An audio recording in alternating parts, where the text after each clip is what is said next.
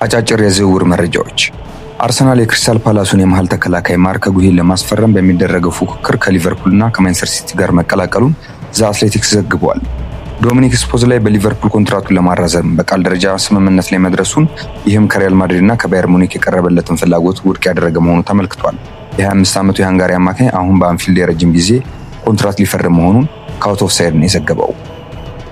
አርሰናል በሚቀጥለው ክረምት የኒውካስል ዩናይትዱን የተከላካይ መስመር ተጫዋች ቲኖ ሊቭራሜንቶን ለማስፈረም እያሰበ ሲሆን ማንቸስተር ሲቲም ሁኔታውን እየተከታተለ እንደሚገኝ ዘሰን አስነብቧል።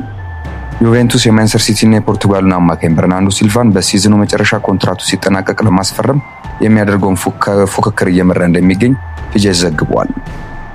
የፓሪስ ሰን ዠርመን አለቃ ሉዊስ ኤንሪኬ የክለቡ አመራሮች በዚህ ክረምት ኮንትራቱ ሲጠናቀቅ ለመልቀቅ እንዳሰቡ ማሳወቃቸው ተዘግቧል። ይህም አዲስ አለቃ ለማግኘት እየፈለጉ ያሉትን ማንቸስተር ዩናይትድን ጨምሮ በርካቶች ክለቦችን በንቃት እንዲከታተሉ አድርጓቸዋል ሲል ዴይሊ ኤክስፕረስ ዘግቧል። የማንቸስተር ዩናይትድ አለቆች ቀጣዩ ቋሚ አሰልጣኝ ማን መሆን እንዳለበት ሰር አሌክስ ፈርጉሰንን ለማማከር ምንም እቅድ እንደሌላቸው ሚረር ፉትቦልን ያስነበበው።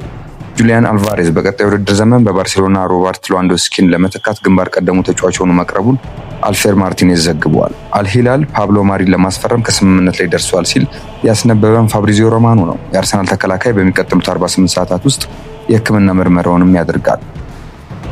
ቡካዮ ሳካ ኮንትራቱን ካራዘመ በኋላ በአሁኑ ወቅት የአርሰናል ከፍተኛ ተከፋይ እንደሚሆን ትላንትና ተሰምተዋል። በዚህም 300,000 ፓውንድ እንደሚያገኝ ጋሪያ ጃኮብ ነው ያስነበበው።